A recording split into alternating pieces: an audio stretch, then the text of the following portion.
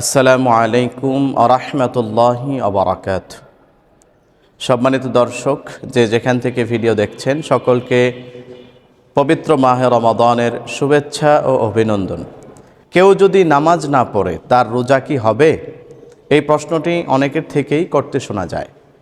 প্রিয় দর্শক, এই ক্ষেত্রে আমাদেরকে মনে রাখতে হবে, রমজানের রোজা রাখা যেমন জরুরি বিষয়, ঠিক তেমনিভাবে নামাজ পড়াও জরুরি বিষয়।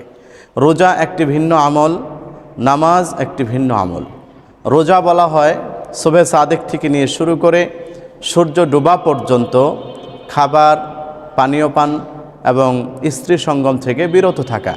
সুতরাং এই তিনটি কেউ যদি ঠিকমতো আদায় করে তার রোজা আদায় হয়ে যাবে।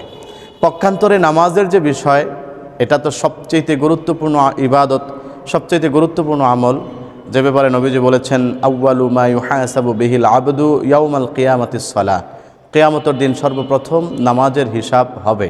সুতরাং নামাজ সবচেয়ে বড় ইবাদত, নামাজ তো অবশ্যই পড়তে হবে। তবে কেউ যদি এই পবিত্র মাহে রমাদানে এসেও নামাজের ব্যাপারে গাফলতি থাকে, এটা অত্যন্ত দুঃখজনক বিষয় এবং এটা অত্যন্ত পীড়াদায়ক বিষয়। সে ব্যক্তির জন্য আমাদের অবশ্যই আফসোস হয়, তার জন্য হেদায়েতের দোয়া করি। তবে রোজা রাখা অবস্থায় নামাজ অবশ্যই পড়া দরকার, কিন্তু নামাজ না পড়লে রোজা আদায় হবে না, বিষয়টা এমন নয়। তবে ওই ব্যক্তি নামাজ ছেড়ে দেওয়ার কারণে অবশ্যই গুনাহগার হবেন।